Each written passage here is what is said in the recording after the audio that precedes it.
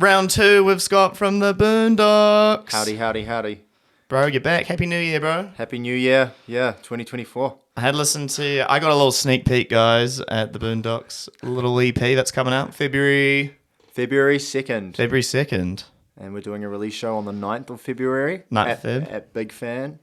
That'd be good. Yeah, I'm keen. With our mates. Do I get a free ticket? Yeah, I can probably sort you out. No, I'm happy to pay. It's probably like, what, $20? No. Animal Head and Pink Plates and Late to Chelsea. Don't know Late to Chelsea. Late to Chelsea? You do know them? You don't? No, I don't. Like a punk band, Sam Ashton, you might know him. He's a host at... Actually, two of them are hosts at BFM. Oh, cool. And I think it's just two. There might be more, but they're a punk band. We haven't done a gig with them yet, but I'm looking forward to it because I quite like their music on Spotify. Mean. That's cool. Yes, I had listened to it. I did notice in one of the songs, it was... I won't say the name, actually. I completely give it away. Yeah, you can give it away. You can go it away. You sure? Yeah. Okay. It was... I'm pretty sure it was Payday. Yeah. That song. Some different melodies. You guys... That's new. And Yeah. the bridge. Yeah, for sure. That's some different melodies you got going on there. Where'd that kind of influence come from? Well, Payday originally. So that song was... That's probably one of the first songs we did. We definitely played that at our first ever show. Yeah. The only problem with it was like a punk song that was super repetitive. And so when we went to the studio, we recorded it when we recorded Black Taxi. Yeah. And when we were recording Black Taxi, we had to do nothing to that. But with Payday, we had to change so much because the song was too repetitive. So it was the most stressful thing ever. We did 2 songs over 3 days with Scott Seabright, and it was the bridge was originally, I couldn't even remember what it was now. Nah, I can't. But it wasn't very good. And then he was like, "No, you need to change it. How about we try something like, try something else?" And then we kind of figured out a new bridge. And I had to rewrite heaps of lyrics for that song. It was such a bitch. Nothing stresses me out more than writing lyrics under pressure. But rewriting lyrics isn't fun. No, it's horrible. Especially if you've got like a theme going and you've got to keep the theme going with the new lyrics. So the new bridge, was like, wanted to create something that was, I don't know, Scott kind of held our hand through that situation, helping us out with forming ideas and everything, which is what a producer would do. Just trying to really push. I think what me and Brandon are doing now is a lot of the songs on this EP are songs that we've written prior to being in a band. You know how you start a band and then you'll bring riffs. You got like a whole collection of songs. Yeah, you got a song book, and slowly but surely you run out of songs. And now we're writing songs together completely. But the new songs that we're writing are a lot better. So those are going to be on our next EP. That's what you hope, though, eh? Yeah, definitely. We've written new songs and they're worse. Yeah, absolutely. So like the thing. But that does happen, though. Yeah, it does. Happen. It does happen. It does, unfortunately. But no, that's good. Yeah, I guess it just has something to do with writing music as an angsty teenager and then writing them as like a 24-year-old. Sure. I used to think about on the subject of writing music on like your best songs of the first album. There's a couple of bands that come to my head when I think of that, even like just artists in general. Yeah. And I actually think it's quite sad. Yeah. Because you're like, they come out with like an album that's like incredible, and then after that you can never replicate it. Yeah. That does happen with like a few bands. I think one of my favorite bands I really liked, especially growing up, was a band called Funeral for a Friend. Yeah. Have you heard of them? Yeah, I've heard of them. Yeah, emo post-hardcore band. That first album like redefined the genre essentially for the time period. Second album's still good, and there was some really cool tracks on that, but it was never the same. Yeah. It's also because certain crucial members leave. Yeah, there's a lot of that. And then when they leave, like it's just not the same. Suicide Silence is a good example for that. Yeah, of course. Yeah. Alice in Chains, that happened with them when Lane stayed. I mean, that's when people die, but also there's just the fact that when nobody dies and they just can never replicate a... Yeah. I'm talking about when no one dies. Yeah. When no one dies. Or, no one kills himself. But it's I used to find it like interesting because I remember for a while, even when I was releasing some stuff, and like we got to like the first stuff's got to like hit hard. And now the older and slightly wiser I've gotten, I'm like, it doesn't actually need to. What actually needs to happen is like you're happy with what you're doing to begin with, and then like you say, like you get better. Yeah. And then maybe the best stuff you've ever written or ever done is maybe on the fifth or sixth album, or the fifth or sixth EP, or whatever it may be. And that's actually, I think, better, because otherwise it's like, Well, you've got a whole catalog behind you Yeah. first. There's Yeah. bands like the Black Keys. They were kind of like that. yeah, yeah. Lots of bands are like that. It's It's very rare when you find an artist that can pull it off. One artist I brought up a few times, and it was Taylor Swift. I was actually listening to Taylor Swift the other day, and because she's the most streamed artist on Spotify, right? Yeah. And I was like wanting to really dig deep and sort of why, and like look at because I mean I've known about her since, I'm sure you have, like since the first album. It's Yeah. crazy. First album's 2006. yeah. That's It was a long while time She was ago. like 15 when it Yeah, released. that's crazy. Yeah. And managed to maintain the fame. Yeah. Ever since, obviously not to the level that it is now, but even like Yes though, like I remember in high school, like she was big. Yeah, I think, I mean, coming fell from what I would try doing, sorry, is what I'm trying to do now with my band. If I was to maintain attention, you wouldn't want to. There's like a Dave Grohl quote. I always just live by Dave Grohl's quotes for some reason. I don't even listen to Foo Fighters or anything that much, but he says, like, doesn't matter what you write. If you write something, it's always going to be. He was writing songs. He's like, this isn't really Foo Fighters, but then he thought, well, anything I write is Foo Fighters. And I think what I'm going with that is, I think one thing I want to do is always change the dynamics and see how many dynamics we can, pull off as a two-piece band. Yeah. And you kind of just throwing shit at a wall and seeing what sticks. And then if something sticks, maybe you can do that. But also always trying to see what different things you can do would be a really good way of maintaining that, is what I would assume. Sort of, if I look at bands like Nirvana, who did like Bleach, which was totally different to Nevermind, which was totally different to In Utero, if you get what I mean. Trying Sure. different things. Yeah, I think if you get stuck trying to but then again, you get AC/DC and if it ain't broke, don't fix it. You know what I mean? If it ain't broke, don't fix it. They did a 7-album long song or whatever they Yeah. And that's I think music's in like a funny place now. I think even more than 10 years ago, because it's like now it's like it's like a free commodity people just expect. Yeah. Rather than like, oh, this is like a Person's like a luxury, or having music in your house is like a luxury, right? Yeah. So now it's like we're just expected, like everything has music now. Like, it's very rare when I go on to even like social media platforms, watch a video, nothing has music behind it. Like everything has music behind it. Go everywhere, everything has music, and it's Yeah. But yeah, and I guess with like AI as well, that's the next step. I still don't believe AI music's gonna take off, no matter what people say. Yes, it will make things easier.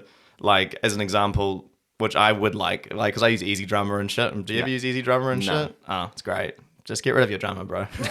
Sorry, Brandon. You're out of the band. It's time to get those loops going. But like, it's just like, I can see like AI being useful there, because then it's like, oh, I want a drum beat that sounds like this, and then it will just do it for you. Or it's like really good in those beginning stages. Yeah, for sure. So, but I think to like have like a complete song that's fully AI, like, yeah, you could make, I'm sure one day you could make sound like AC/DC or sound like X band or artist, but people like the connection. So I don't think AI is gonna, like, people, I've heard it been talked about a little bit. I don't believe it will become something that's going to dominate like the charts or something. Yeah, I don't think you're gonna have it. I think it will be. I think it could be interesting. There's like a rap thing going on at the moment called Glob, who's this. I'm sure it's, if you've heard of the rapper Yeet. Yeah, I'm sure it's just Yeet, but he uses AI to turn his voice into SpongeBob characters, and he writes the hardest fucking rap songs. I think I've heard a couple. Yeah, man, they slap. Like, they unironically are really good songs, except they've got SpongeBob characters doing the. One of my favorite AI songs I've heard so far, which I actually legitimately really enjoyed, was someone took the Pokemon theme song and like wrote it in the style of like Meteor or Linkin Park, and then got Chester's voice to do it. Oh, like sick. the AI. It was actually fucking amazing. But the guy wrote all the instruments, but I was like, this is sick. But that's really cool. Like, cool exercise to do. But on like a creative front, I don't really, but like, as like using it as a tool, I believe it to be great. But Yeah, as, like, I don't think it's something that will just go by itself and do something amazing. You would have to instruct it. Yeah. But even then, that's not 100% AI written. No. But also, I don't think it will take off because I feel like, I just feel like people are always going to be using like, is it ingenuity? Is that the right word? They will always be creative and coming up with new ideas. And the way AI works, I imagine, is it usually just works off what's already been created. Like, Well, you're just pulling off what's already out on on the internet. That's Yeah. what you're pulling off, right? It's the information that's available to you. Yeah. And even then, like you might like that's the other thing with AI. People got to be careful of. It's like you're gonna pull information. Like I use it for work and that. If you're pulling stuff from like a year or two ago, that might be wrong. yeah, Because it probably might have changed in a year. Like the information's been updated or something's been discovered that. and changed. Yeah. So it's like it's not really always. It's not the best way of being like, oh, everything it does is accurate. Because I don't think people believe that, but I think some people I've met believe it's gonna be like the next. I don't know, it's like iRobot or some shit. Like, I reckon, I don't think creatively AI can take over. I wouldn't be able to comment on whether sentient machines. sentient machines. Yeah. Yeah. I don't think so. No. But it would be. I mean, yeah, that's like some apocalyptic type shit, right? Yeah. That'd be fun. No, it wouldn't be. It wouldn't be fun. It would kind of suck. It would kind of suck, but I don't know. Who knows at the moment? Yeah, automation. It's a scary thing, but it's very useful. Maybe one day, if you can use it. if we did enough interviews, we wouldn't have to do any more interviews because we just have AI. Yeah, there's already data that exists. I was like, I've heard the Joe Rogan AI. I've heard that There's also like a Minecraft YouTuber who does everything. AI. Yeah, AI. in Minecraft. Yeah. I believe that. All he does is he films, he'll make it come up with this like a role play story and then he'll just act it out on, On Minecraft. yeah. That's quite cool. But yeah, that's, I never played Minecraft. Did you? Did you used to smash it? yeah. Oh, true. Oh, my phone's going off. Ooh. Oh, look at that. Look at that. Interrupting my own interview with my phone call. As I tell people, Jim, turn your phone off. And then I'm just like, yeah, power play. Yeah, absolutely. I get phone calls from my grandma. Hey, Grandma. Hey. Yeah. Is that... yeah, sorry about that. right. Yeah. So what else you been doing, bro? Have you had a break over the summer Christmas period? Yeah, so we did our last gig on like the 23rd of December. And that was like a one that we got called up on about 2 hours notice. That was sick. We went up there, played at the Old Folks Association. Oh, on just off K Road, right? Yeah. I hadn't played there before. I've heard lots about the venue. Is it all right? It's okay. It's quite loud and reverby. It's not really. I don't know. I think punk kids really like it. Yeah, it used to be kind of like a hardcore venue for a bit. It's definitely that still. Yeah. Oh, it's still there? Yeah. Is there any old people there? Not quite. It's actually the old ass. Oh, the old folks ass now. Ah, Yeah, because it doesn't have association. Just ass. just ass. Old folks ass. Yeah. But yeah, and then we're intentionally having a break because we want to build up hype for this EP release party that we're doing. Mm-hmm. A big fan. Yeah. Yeah. So that was That'd be fun. That's going to be fun. That's going to be really, really fun. I get really stressed organizing gigs, though. That hasn't been fun dealing with Organizing musicians is horrible. Yeah. Well, no, the musicians have all been great. Oh, they have? It's I've always found that in the past. That was always annoying. No, yeah, fair. But just this has been fine. The thing I'm just worried about is it costs a lot to hire venues Yes, it nowadays. does. Like, and the one that... The other option I was going to do if it wasn't at Big Fan was at Underground, and I just found out that Underground charge more than Big Fan now, which is ridiculous because Big Fan is a really pristine venue, and Underground is not. Underground is a good venue. That's ironic. Yeah. Yeah, there used to be a lot more free, not like free hire, but it'd be like you make a deal with bar costs to. It's like the venue make money off like the bar and all that stuff. Yeah. Entry fees would be yours, and you would pay maybe like initial fee to hire it, and then I remember like when Backbeat Bar was a thing. That was like one of the best. Yeah, I wish they still had that. I wish there was still the King's Arms and Backbeat.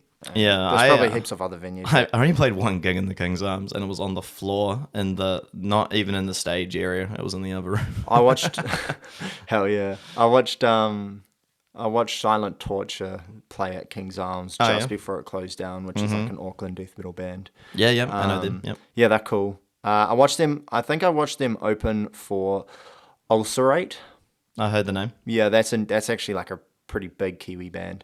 But yeah, I wish they still had that, because it's kind of the problem as well at the moment is that venues are either really big, or there's not a lot of all ages venues, and if there are, they're really expensive to hire. And then there's also not many in between venues. You can either have small venues or really big venues. What's the cap of big fan? That's like what, 100? Nah, that's like tuning fork. Big fan is like pretty small, but about 200, I think. Oh, so okay, so Yeah. it's a bit okay. It's a bit less, but it's really good venue. It's One more it's too. really well equipped with like, I think the lighting there is quite good, and the I like it. Yeah, and I've only played there once. I played there with Silkro when they did a show there last year at some point, and then yeah, there's just not really a lot of venues that fill that space, which sucks because I wish there was a lot more venues. But also Auckland is super saturated with gigs all the time. That it's hard to, you know. Yeah, pull there's off a like gig. little scenes all sort of over the place. Yeah, with little yeah. pockets of bands and stuff. I think that's it'd be mo- nice to make. I think it'd be nice to make it more cohesive, but I think also like it's also just who you know. Yeah, I think my plan, I think me and Brandon's plan now was to, well, this year on our plans we're releasing this EP, and then hopefully that does well. We're actually recording a single next week with Dave Rhodes. Cool. At the depot. No, we're recording with Dave down at Whitianga at his place. Oh, cool. So it's not that I'm cheating on my producer. We got offered to record with him for all expenses paid, sort of thing, which was pretty cool. Someone Very really cool. liked us, and they were like, "Yeah, we want to. stuff. I want to pay for you to record with Dave." And then I messaged Scotty. He's like, "Yeah, do it." So we're doing it, and we got a plan for that. It's a song about well, hopefully it goes through. We still have to 100% confirm what song we're gonna do, obviously, but it's a song that we wrote, and it's going back to what I said about dynamics is like this EP is really, I would say this EP is, I mean, it's got 4 songs on it, and there's only one really heavy song, and then there's Alone, which is catchy, and then you got Payday, which is kind of just about the living crisis. Well, I wrote that. It's just about me being skint as, and then Nice Guy, which is about incels. Yeah. And then that, like, all those songs kind of fall into the same category, but then we wrote this one song that's kind of a standout, which is a bit of a deep, meaningful song about like mental illness and stuff, and we're probably going to use this opportunity of recording for it all expenses paid to do something bigger with it, like a charity event. Cool. That's cool. So that's kind of what I'm thinking. What sort of mental illness? Are you talking about those mental health stuff, or are you talking about something bigger than that? Yeah, the song specifically is about my cousin who committed suicide. And fuck. so his name was Dylan, and I was really close with him. But unfortunately, he passed away. He committed suicide in 2019. And it was like 2018, sorry. It was a really difficult time for me because I was about 19. It was either 18 or 19. But it was a really difficult time for me, and it literally just made me go into this like disassociation for a long time. It was a really hard thing to deal with. And so I've written a lot of music about that. But this song in particular is something that's quite listenable, and it's kind of like, it's not a heavy song. It will be our lightest song yet, but it's kind of upbeat in a way. If you know, Right. It's really hard to describe, but I think it's got a lot of appeal, and it's a really nice song, and it's got a lot of meaning. So we would like to do like a charity event and donate that to something, you know, like Lifeline or something like that, because that's something I take quite seriously, is mental health. And then later on in the year, we're going to do our other EP, which is like way fucking heavier, I would say. I think what I've been doing as a musician now is Brandon and I have worked with a producer, and so that's given us the insight to what a song actually needs to be a song. It's not just verse, chorus, verse, chorus. You have like all the nitty gritty stuff that you have to work out. And so Brandon and I have learned that over recording with Scott. And so the songs we've written since being in a production environment has now enabled us to write songs that are more production ready, if you know what I mean. Like before we were writing songs, they were just songs and they were fine, but they need a lot of work in the studio. But now that we know what that work is, that has kind of taught us a lesson about so we can be more prepared for when we're in the studio next time. So the next 3 songs that we're doing are a lot more. I've worked really hard on trying to write lyrics that are more of substance, and I want to really work on I think I've found like a real sweet spot for my vocals now, just through playing live. So that's probably gonna. I think there's like a lot more of learning. A lot more education has been put into this next EP that we're doing. There's a lot more to play with probably from your experience as well. Yeah. Vocally and even on like bass playing and drums. It's quite a fun exercise, I think, for you guys because you don't have much. Yeah. So you have to be creative. Yeah. Within the limited means, I suppose. So that's quite fun. Yeah, I think that's like the next EP that we've worked on. We've done one song with Carl from She Hard. He's become a friend of ours. He's a really great guy. Jeremy was saying last time, very cool. He's a real sweet dude.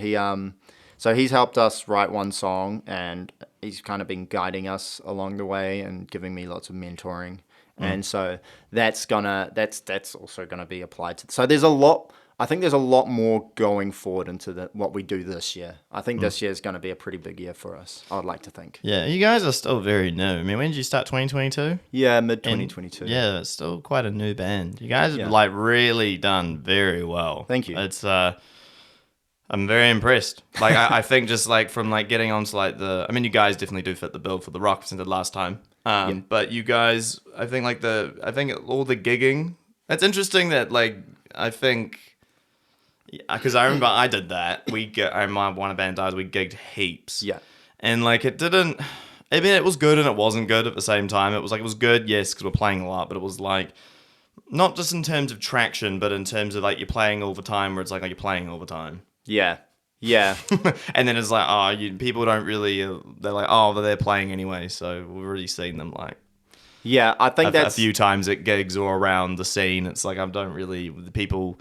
Not that people think that out loud. It's like subconsciously. Yeah, I definitely have gone through the process of gigging heaps. I think gigging heaps is really important in the beginning. I did like a little TikTok thing of like I saw that. Yeah. You talked about like what you learned in that. In the 18 months, of being a band. And I mean, I don't know how useful it is, but gigging heaps at the start, I think, is pretty important because no one's like you're going to be playing to no one, and so you will be playing to people, but you're not going to be doing. Your first gig will be your biggest gig because all your mates will come along. And then your second gig will be smaller, and then your third gig. And then you kind of go through this. Yeah, it goes like down. Yeah. And then you start, you just have to gig heaps and gig through that to get to a point where other bands are like, hey, do you want to play? Or get really close to the venue. And they'll be like, hey, do you want to play on a Friday night? That happened to us. We gigged so many shit Thursday gigs that one day Ding Dong Lounge was like, do you want to play at an emo night? And even though we're not an emo band, we just learned heaps of emo covers and we did it. And it was fun. And it was like sold out. So that was like our first big large amount of exposure for us. And then from there, we did the Battle of the Bands, and that kind of got us a lot of traction, and we had lots of reviews going on because of music.net. And then you just have to keep on pushing through it. But eventually you will hit a point where if you do too many gigs, people are not going to go because they know they can see you next week. So it's kind of finding that time where you're not over gigging, but also pushing for maybe getting on bigger gigs and hitting up bigger bands. And most of the time, bigger bands will say yes. Or if you're applying to do a show with a bigger band, just make an EPK. I mean, the most important things I think a new band could do is make an EPK, which is like a portfolio of all your stuff, of what you've done, and get some quotes from some reviews if you've had reviews done on you or whatever, and then and send like a those, CV, right? You just have like that one page CV. Exactly. So send your EPK through and be like, hey, I think it would be a good suit. We'd love to open up for you. And I know that most of the gigs that I've done, I've kind of said we're just looking for an opportunity to get out there a bit more. We're not wanting money. We just kind of want exposure. And we did that so much that it's kind of worked out really well. And like I really like how it's worked out. And so I think that would be a really good approach for an upcoming band to do. Yeah, I think like for me, I'm still like because like with starting a band, I'm still under the impression it's like you get a music video out first Yeah, and then do it that way, because it's like you could gig a lot, but if you got nothing out there. But you guys released your song pretty early on, right? Alone. Nah, we were a band for... A year already? We recorded our song in February, and then we released it in April. So we released our first song Alone in April. And so that was about June, July, August, September, October, November, December. That was about, like quite a while into our life as a band. True, because I remember when I was in a band and we didn't release an EP till like, it would have been a year and a, well, for me at the time it would have been like a year and a half. Yeah. Until we released anything, and we got some gigs and we did play a bit, but I did notice after the material was out there. But then you can argue like you have people who already like seeing you live, and now you have something. Yeah. But then it's like you had something before, and then you do a gig, and it's like, oh, now we know what we're in for. I don't think there's any right or wrong way, really. Neither. I think you just got to throw it out there and just see what happens. And every band's different. It's really, like, music videos are really hard, because one thing I've always been under the impression of, I don't know if I said this on the last podcast, but like, I think one of the worst things I could have done in my band is try to produce an EP by myself. I would have probably done a really shit job, and it wouldn't have been any good. I wouldn't have got any radio exposure. People would have listened to it and be like, this sounds like shit, and not listen to it, because I wouldn't have been up to... And then getting a music video done, if I got a music video, I wouldn't want it to be like a subpar music video. I'd want it to be done really well. And I've had one music video done. It was done by my mate Nathan Dodd, and him and Rory worked on it together, but mainly Nathan did it. And it turned out really, really good. And that was all just live footage, so it wasn't like I had to learn how to act and lip sync or anything. Yeah. But yeah, I think those music videos are kind of coming back. I actually spoke to the young guys from Where's Jai about music videos, because I was like, what do you guys think of music videos now? Because initially, I mean, even like the album way, it was like, if you release an album of like 12 tracks, you've got 4 singles, you'll have music videos for all of them, and you release them over a few years, and then you release the next album. Yeah. That's kind of how it would work. And then it became like singles, so only singles, and then you're releasing like a music video all the fucking time. Yeah. And some bands that can work for, but obviously not all of us have money and the amount of work that takes to also do that. Whereas now I think we're in a place, because everything is so video heavy, you don't even need to have anything that flash. I think it's just nice to have something. Yeah. But at the end of the day, you're getting people to look at you want people to listen to your music, not just watch your videos.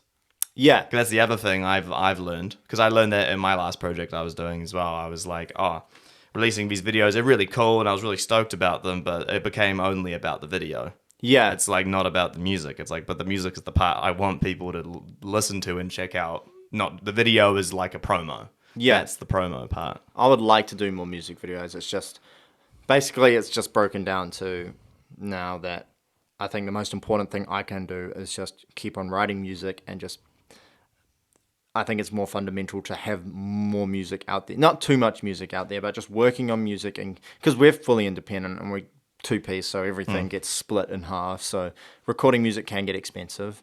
And then on top of that, paying for a music video is not cheap either. No. And so if it comes down to it, we'd rather have an EP. Basically, like, the whole point of doing an EP is we wanted to have the opportunity, because, you know, everything's thought about how we can get our name out there. And there's the magazine New Zealand Musician. Yep. They won't do an article on you unless you're releasing something over 3 tracks. I'll be real. Is that still relevant? I don't know, but it's good. Just going to take some jabs. But I mean that because music.net is a good one, because they've been around for ages and it's always been local. Oh, well, music.net won't do reviews either unless you have an EP also, by the way. Yeah, but they also don't mind of the quality of it. Yeah, they don't. No way. No. But, whereas NZ Musician get like weirdly fussy. Yeah, I mean, they haven't said yes to us. No, really, they're not said yes to you guys. No. That's a bit silly. They haven't said no either, but yeah, I mean, just anything's cool. Any exposure is good exposure. Of course. I'm just looking at it from like a point of view of like people should just be like media in general, especially like that was a magazine. It's like, I think you should just do it. I mean, going back on what I said, not all exposure is good exposure, but having good exposure is good. Well, bro, I mean, It depends on how you think about it. Like, it depends on the press you want. Do you want everything to be like, if you don't mind the bad press, or sometimes bad press is good press, or whatever? I mean, I don't think me and Brendan have done anything rebellious or Nothing anything. bad? Nothing really that bad to get bad media attention. But Some people thrive off it. It's really interesting. I've been I hate bringing these guys up, but they're such good examples of this as the Paul brothers. Yeah. They are so good at it. They are just to a T amazing at like the bad press. Oh, yeah. And then they can just make it work for them and just make fucking not just loads of money, because they are scumbags, but at the same time, like, they've been doing it a long time. Maybe I should steal a Yeti bottle. From hunting and fishing. It was funny. I was talking to a mate the other night, and I was like, I was even talking about money and other things, and it's like, if you're just a little bit like, I was just a bit more autistic and my morals were a bit cross, man, I'd be so rich. You know what I mean? Like, straight up, even like looking at like, I mean, I hate bringing this as dark, but fuck, I'm just going to say it. It's like, you look at like the Israel-Palestine war.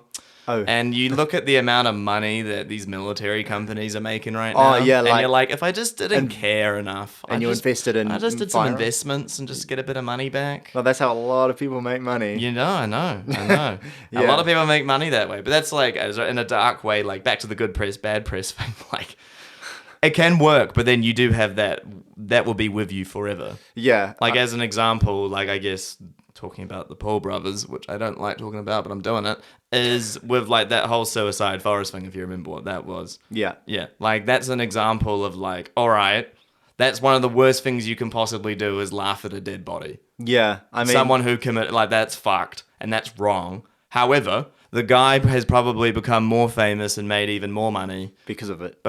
Well, he did like... but that's also, you could argue, not on him. That's on people. That's on the market. That's on the audience. Yeah. So it's like, look, I'm talking about him, right? It's like, that's on even like me.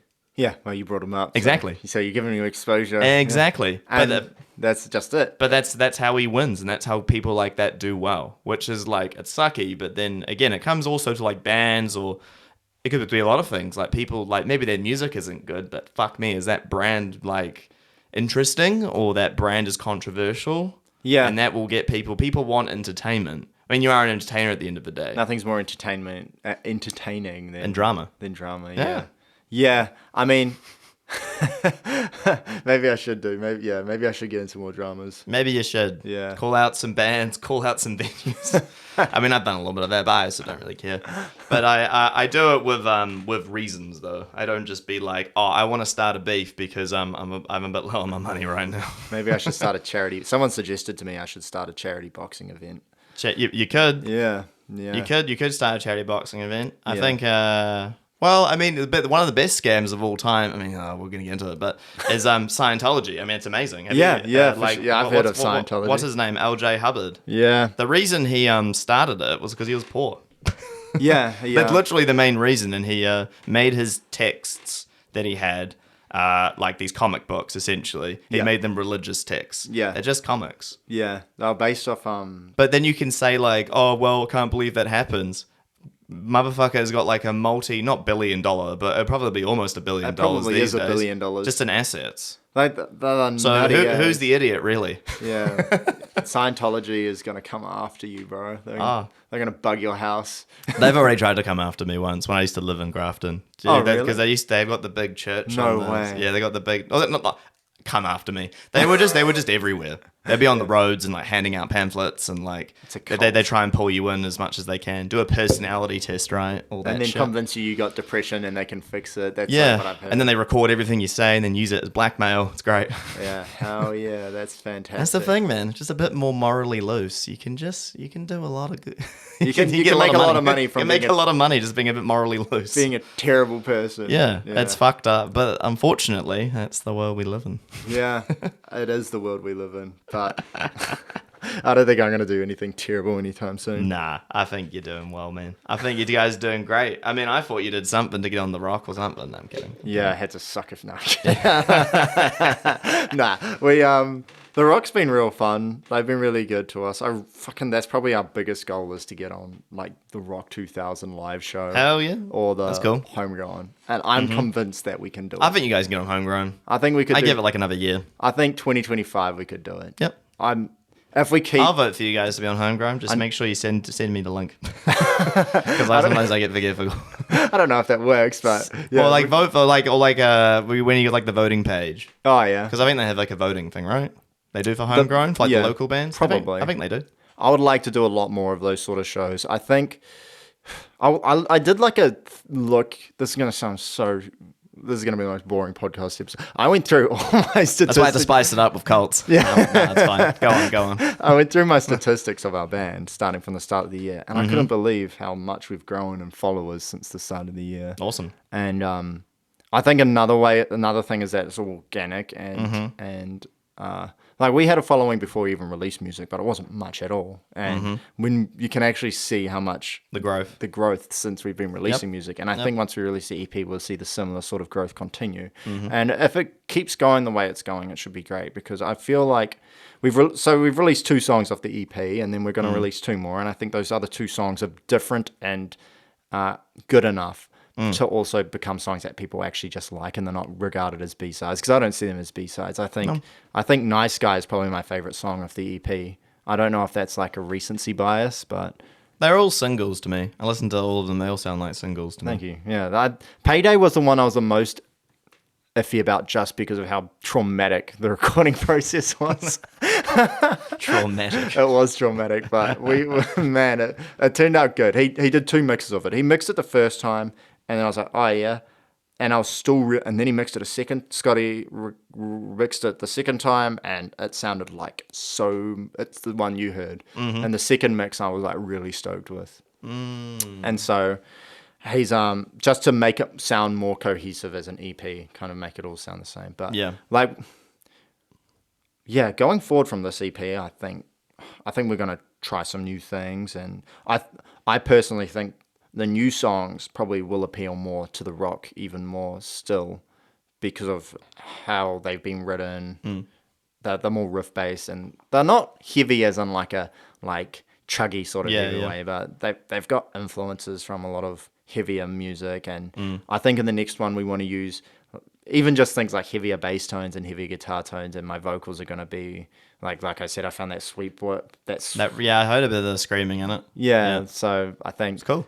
I think it's like that Dave Grohl kind of raspy, screamy stuff. I would like it to be like that. That's what it remind me of. Oh, that's good. But sort of, I think what we do next will be good. Cool. Will be very good.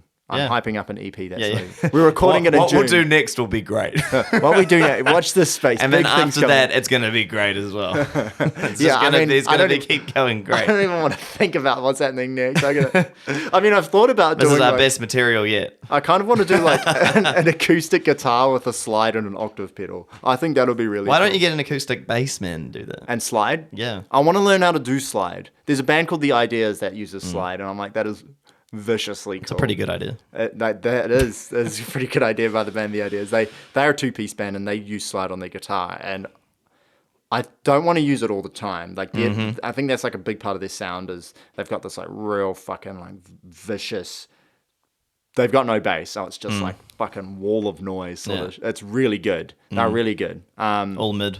Yeah, all mids. But they've got a slide guitar and it's like real punk and blues at the same time. I can't describe it, but it's really cool. And watching them maybe I wish I could play slide on my bass. I also wish I could do slide with an octave down or something. And I think it would sound dope. So I wouldn't be surprised if I do that. I'm interested to hear it. I'll be honest, hot take, but I'm not into slides. Yeah, I didn't think I was either until I heard it with a whole bunch of fuzz behind it. And I was like, this is kind of cool. I think if you use it in that way, yeah. I've heard a lot of slide and I've heard I think like that kind of like bluegrass and then like country to even like folk.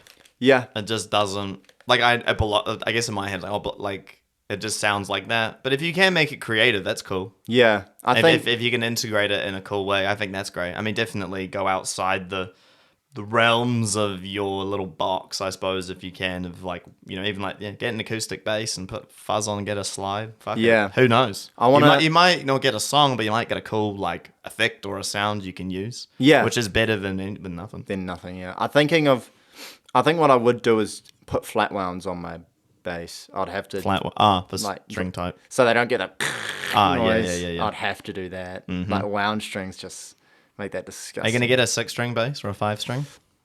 I was thinking of getting a 5-string bass, but instead of adding a lower string, a higher string, make it more like a guitar. I did try out a Squire Bass 6 model, the 6-string guitar-looking thing with single coils. It's like a bass, but it's got 6 strings and it's got a whammy bar as well.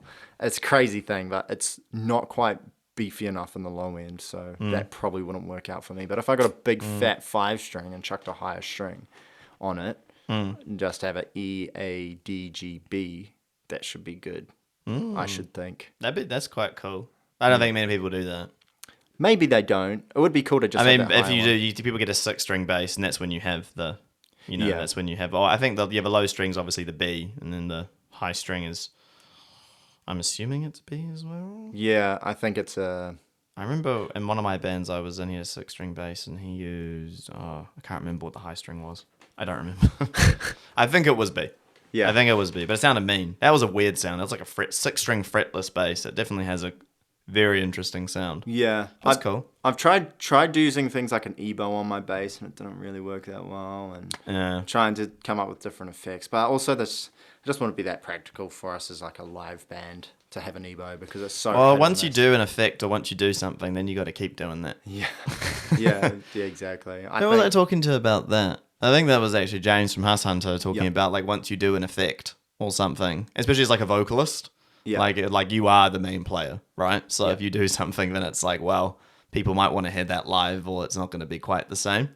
Yeah, I mean, with our songs, when we do a studio, we have a little bit of leniency about our live sound and the studio sound. Obviously, like of course. we make, I would say 90% of the song is able to be. I would say all the songs replicatable live. It's just that we will have things like backing vocals in it. Of course. Yeah, that's fine. I'm talking about if you're adding you're singing a chorus and then suddenly you're doing like a special effect on like a pedal or something for that one song. Yeah. it's like you got to be economical when you play live. Yeah. In terms of gear. It makes life a lot easier. Playing live is so much like, I love playing live. I get like it's like post-nut depression, but for playing in a band, like for not playing live for a while. Yeah, like if I play a show, I mean, it's a thrill, right? It's a real thrill. I get so depressed after playing. I get really down on myself after playing a show. I turn into a little fiend for like. Yeah, you want to play again? Approval. Yeah, I'm like approval. I'm like, did I sound okay? And people are like, yeah, it sounded great. I'm like, you're just saying that. Yeah. Well, everyone will say it will sound good. I think it's even worse if people be like, oh, it was alright. That's like the worst response. Yeah, I had a really bad time after playing at. It was a great show. We opened up for Dead Favors on at Hamilton. We opened up for them twice. In Tauranga, I was stoked with how we played, and in Hamilton, I don't know what happened, but I got really like in my head about it, and I got really anxious. And we played, and I was just like overwhelmed a little bit, I think. And then I got down and I was so hard on myself after the show. And I got really upset. And Brandon was like, no, we played mean. And I could not be convinced that we played good. And then I watched the video the next day and I was like, okay, we did play good. But I was so like. It's the musician self-critical, like very self-critical. Yeah, I'm so critical on myself when it comes to that shit. And so whenever we play live, if it's to a crowd of people, I'll be really hard on myself. So yeah. I don't know if that's normal. I think it's normal. That's normal. Yeah. It's a problem when you don't, like, in my experience. I was like that when I was doing my own music. Yeah. And then I think I told you I was in a cover band, and then that stopped happening. Yeah. That became a problem. Yeah. Because I was like, I don't care. Yeah, fair enough. And even though I was getting paid. And I was like, I don't give a fuck. You don't care? Mess up a song or don't look enthusiastic. Yeah. I don't care. And I was like, I need to stop. Yeah. Because this isn't fair on the band and the crowd. Fair enough. Because it's like, I don't want to be here. I was like, yep, it's time to go. I think like when I play a lot of my, I'm totally genuine on stage. I really like to do weird shit on stage and fun stuff. I like to Like be take fun. a shit or something? Yeah, like Gigi Allen. Yeah, Gigi Allen. Yeah, throw it at the audience. Nah, like I like to just have fun on stage, and so when I just get so caught up in the moment because I think who I am on stage is different to who I am off stage, which is It's pretty normal. yeah, like I'm actually quite introverted, and so but when I'm on stage, I just feel like it's time to kind of let loose and have fun, and I really like entertaining people, Of course. and so entertaining people is one of my favorite things to do. But I'm not funny. I'm not like a funny person, so I'm gonna have to rely on doing music. My brother's funny. You're being quirky. But yeah, being a bit quirky. But you know what I mean. Just like All musicians are a little bit quirky. I really thrive off it just the entertainment aspect and getting people like hyped and moving. Nothing makes me feel better than that. We had a circle pit at one of our shows. Yeah, and yeah. that was pretty cool. That's me. We're not even like a circle pit type band, but No, it makes sense. You guys have enough like what's the fastest song you've got? Black Taxi. Black Taxi, yeah. That's Circle Pit. Yeah, we have heavier songs than that now that we've been playing. We got Blast beats, you guys got yeah, like gutturals and breakdowns, tunnel throat gutturals. I'd like to hear that next song. I want to hear some breakdowns with just bass. We've got some breakdowns coming up. We got some breakdowns on a new song that we've written called Next Year, and that's got a not like a I wouldn't say it's like a breakdown, but it's definitely influenced by like the hardcore sort of scene. And so yeah, I would say like what I should be saying is when we play live, because we're so much more raucous and caught up in the moment live, it's really hard to perform the way we do and sound exactly like we do. Like we will do band practice. Yeah, but you don't want to though. You don't want to? Nah, I don't. Oh, hold on. For you guys, you want to be probably a little bit close, but yeah. I mean, what I mean you don't is, want to be exactly the same. I think when we record our music and we're playing in the band practice, we sound dead on like the recordings. But when we're playing live and we're caught up, like we're still tight. I just might be a bit shoutier and more like aggressive with it. Yeah, but that's the live experience, though. Right. There's a fine balance, though, between both. And this is that whole thing, even like with like backing tracks and all that stuff. Like, how close do you want to be to the recording? But then it's also like, is it necessary to have all that stuff in the background, or should it just be raw rate? I had Edwin on from the Rooms, and we were talking about we talked a lot about that with his band. They record everything as a whole band. They isolate harmonies and stuff. That's it. Yeah. The rest of it is just like. Yeah, they're pretty crazy good It's musicians. they actually. That guy's a nutter with gigging. Yeah. So, but like as an example, like that music, like that type of music, even like you guys, I could see you guys recording like an EP where it's like just you two in the room. I think Because the music you guys do suits that. I think that's what our next single is going to sound I reckon that'd be like. cool. That'd be quite cool to hear you guys do something like that. I think it would have to be done in a certain way. It would have to be songs that are written with that in mind. But And then you just kind of like clean it up a little bit afterwards. Like, yeah. But then the drums and like, you know, your singing and your bass playing are just like, and like, well, how many takes it gets together, but that's how it will sound. Yeah. I reckon that'd be pretty cool because your genre of music fits that. Thank you. Yeah. There's like the band Them Crooked Vultures. Yeah. They recorded everything live. They did it in 3 takes and they just chose the best take for every song. And I think that would be really cool to do, but their style of music, which is that sort of, well, they're obviously really 70s influence. Kind of like that kind of like alternative garage rock. I don't know what to call it. Yeah, that like slutty 70s sound. Slutty. I like that. Slutty 70s. Yeah. It's like everything's kind of got that sound where it doesn't sound super hi-fi in a sense that it doesn't sound overly, it sounds less produced than what. There's something in that though. There is something in that, and that's what I'm saying is that if I was to do that, it would have to be like that. Yeah, and we can pull it off, but Definitely. But you guys can definitely pull it off. 100%. Yeah, it's I mean, like, It's nerve-wracking, though, because you're a perfectionist. So you're like, Yeah. oh, the bass note was a bit bum when I hit the fucking B sharp. Yeah, When I man. hit the B or something. Like, I wasn't quite on the fret or something. But wonder then if- also, I think most people, I think with time now, I actually like that. Because I've heard so much perfect music. yeah, I'm it's actually kind of nice to hear stuff. I'm actually a bit tired of perfect music. Yeah, one thing I've started doing is when I was in the South Island recently, and I get really. This is gonna be such a tangent of a talk. I get really car sick sometimes. We went to Stewart Island, and there's a strait called the nice. Fovo Strait, and it is really rough, and I got quite seasick. And once I psych myself out with being seasick, I cannot stop getting motion sick in general. And we're driving through the Catlins and everything, and I get quite car sick or whatever. So what I'll do is I'll listen to music to just kind of distract myself. And when I was listening to music, I was listening to albums that I used to really like. Enjoy all the time. But I never absorbed them in the way that I would now, because back then I had no idea what really went into the production of it. But now that I'm thinking about production stuff, I will listen to it. So I was listening to In Utero by Nirvana, or like Nevermind. I was listening to all the albums I really liked growing up, and just listening to In Utero, which is recorded by Steve Albini, who's renowned to be someone who will just, whatever you record, you get.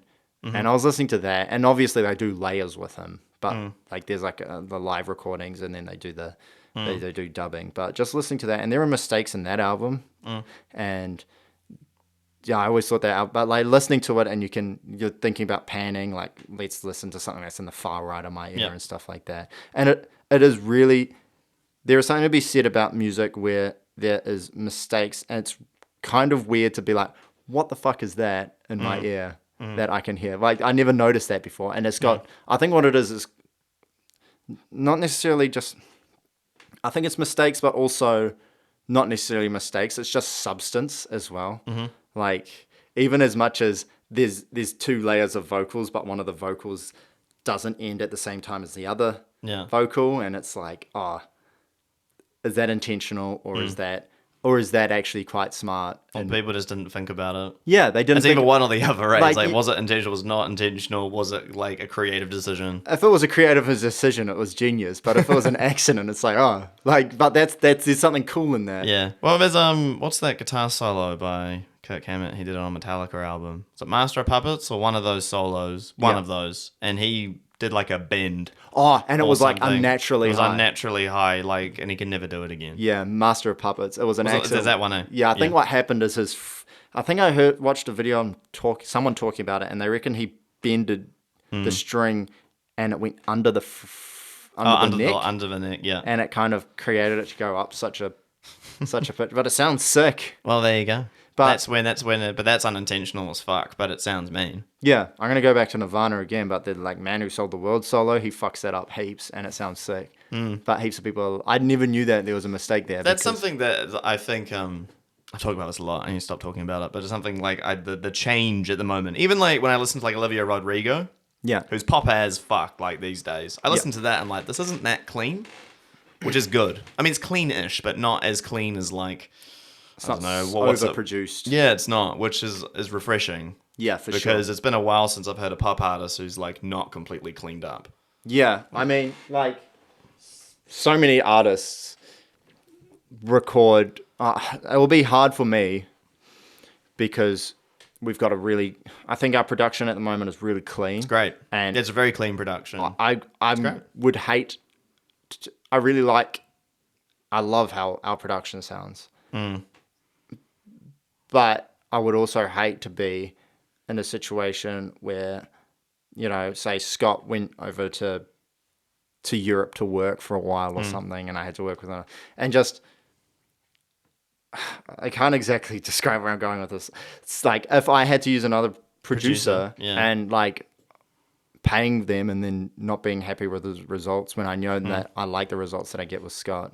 It's also a risk as a musician you kind of got to take if you get a producer. But also going out of the comfort zone. But then, but it's also listening to the stuff that people have done for you. Yeah. That listening to the material that they've recorded previously. Yeah, and being like, would that work? Would it not work? Is this something I'm interesting to try out? there's heaps of bands, right, around that message me, and they always fucking come to me and they say one thing, and it's, how do you get on the rock? And then they say, who's your producer? They always ask me either those two things. So how'd you get on the rock, man? How'd you get on the radio? yeah. So funny that people still care about that. Yeah, I mean, I think it's cool. I mean, it's nice. Don't get me wrong. It's a nice thing to be on a It's not New everything, Zealand though. national radio station. Yeah. But I don't know. I think I wouldn't focus on that. Yeah, I mean, it's achievable. You just have to. Just not be shit. You just have to be like the Boondocks. You just gotta be like you guys. Yeah, You gotta be yeah, us. yeah. Sorry, you can't be if me. you hate us because you ain't us. Nah, I think there's a huge amount of people who. I will tell a lot of people to work with producer because often, I do find myself often giving advice to people, especially at gigs, especially to bands that haven't recorded before, and especially to bands that have recorded before. Yep. And they weren't happy with it. The most common thing is people, they might like hear me out when I say record with a producer, but they might work with a producer that's crap, and they might just be really unhappy and spent $3,000 recording an album that sounds, and what they're not happy with. That was a problem that used to happen a lot at like big studios. Yeah. I remember a few like even local bands, even a band I was in once upon a time. We recorded at York Street and had something like that. You recorded something and you weren't happy with it? Well, just also the amount of money and time, and then, but that's also not the studio's entirely their fault because it's also a band of too many cooks in the kitchen. Yeah. Changing parts. This isn't good enough. This is fine. This could be better. Yeah. Redo. Polish. Yeah. Now it just sounds weird. Yeah, too much like everyone adding too much of their own color to it. And But even like you lose the essence of what even the fucking song is. Now it's something completely different, and it just kind of sucks now because you've lost that initial like how would I say feeling of it, or even like the cool sound of it now has been washed out a bit because now you've put in too much shit. So it's a fine balance. It's a fine balance, the old studio stuff. That's why sometimes having a song with not 100 tracks is probably a good thing. Yeah. But sometimes it is a good thing. You don't know until you try it. But it also depends on money. Like I recorded recently, and I was like, all we're gonna add in this is like bass, guitar, acoustic guitar, a little bit of electric. Vocals are the main focus, drums, maybe a bit of piano and violin, and that's already quite a lot. But then that's a I don't want heaps of double tracking. Don't want heaps of overly too many layers. Like, let's just do what is necessary. Yeah.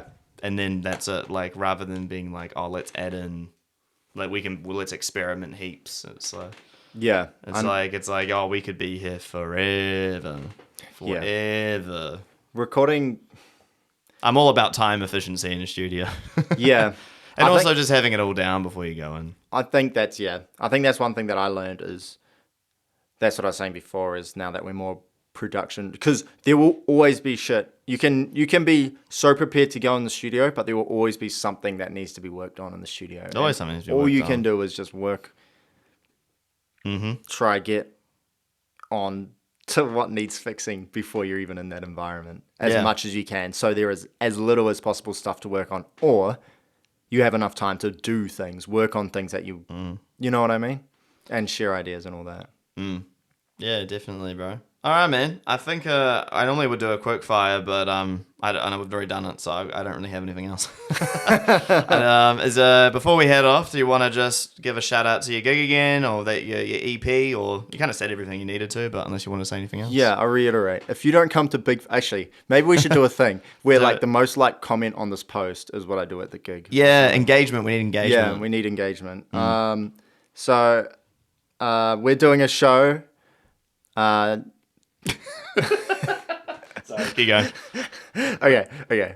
On the 2nd of February 2024, the Boondocks will be releasing their much anticipated debut EP, self-titled The Boondocks. It will be on all streaming platforms and all that good stuff, and it'll be really cool.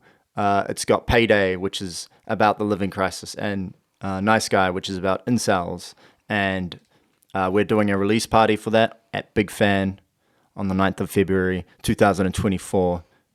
If you're a student, bring your ID because you can get in for $15. Good shit. Yeah. Good stuff, man. All right, bro. Thanks for coming along again. Good Cheers, to see Scott. you again, bro. Yeah. And I'm looking forward to the show. Thank you very much. I might see you there. Yeah. I'll be there.